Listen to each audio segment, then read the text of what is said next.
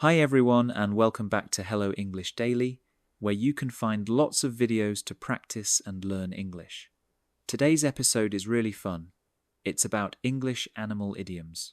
Today, we will talk about funny expressions and what they mean. By listening carefully, you can learn new vocabulary and improve your listening skills.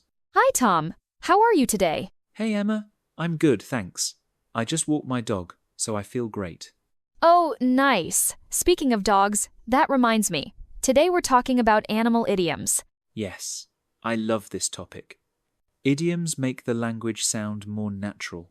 Exactly. For anyone listening, an idiom is a common expression or phrase that doesn't mean exactly what the words say. Right. For example, if I say, "It's raining cats and dogs," I don't mean real animals are falling from the sky. It just means it's raining a lot. That's one of my favorites. And it's easy to remember. Do you have a favorite animal idiom, Tom? I think I like the elephant in the room.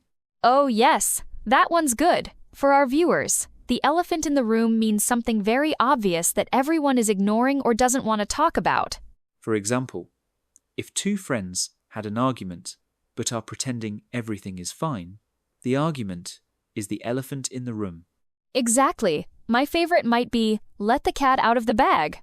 Oh yes, that means to tell a secret by accident, right? Yes, like, if I tell someone about your surprise party, I let the cat out of the bag. That's a funny one. I wonder why it's about a cat in a bag. I read somewhere that in old markets people used to sell pigs, but sometimes they gave customers a cat instead, so if you opened the bag, you found out the truth. Wow, that's interesting. Idioms often have strange stories behind them. Definitely. Another one is a fish out of water. Oh, I use that one sometimes. It means to feel uncomfortable, right? Yes, like when you're in a new situation. For example, when I started learning Spanish, I felt like a fish out of water. I felt the same when I went to Japan, since everything was new and different. There's also busy as a bee. That's an easy one.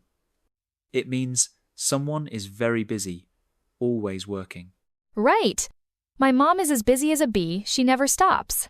I like how animal idioms often describe people's behavior. True. Here's another one. The black sheep of the family. Ah, yes. The one who is different or doesn't fit in. Exactly. If everyone in your family is a doctor, but you're a musician, you might be the black sheep.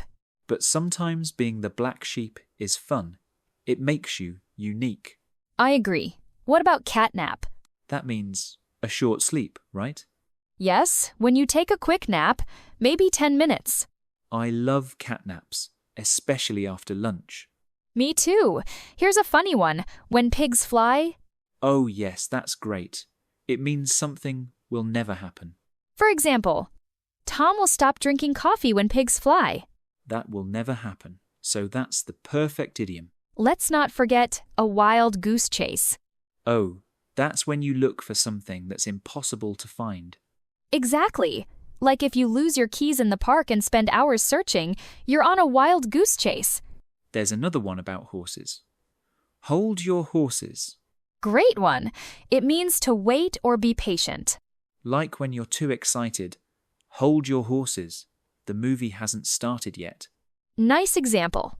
Emma, you know, idioms show a lot about culture too. That's true. English has so many animal idioms because animals were part of daily life. Yes, and when you learn them, your English sounds more natural and fluent. That's a good reason for our viewers to practice idioms.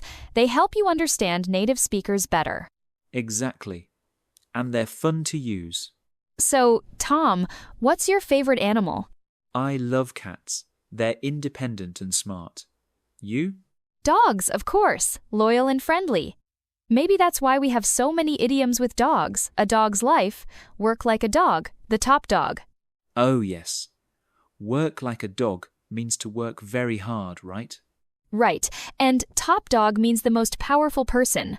For example, she's the top dog in the office. Nice. What about dog days? Oh yes, the hottest days of summer. Perfect. We really have so many idioms with animals. I think it's great practice for our viewers to listen and try to use them. Yes, maybe you can write in the comments, what's your favorite animal idiom? And remember, learning idioms helps you understand TV shows, songs, or conversations with native speakers. That's so true. It's like learning the secret code of English. Well, I think we've talked about a lot today. Yes, so let's finish here for now. Thank you so much for watching. Don't forget to subscribe to Hello English Daily and check out our other videos. We've already talked about so many different topics, such as food, coffee, hobbies. So it's a great review for you. See you next time.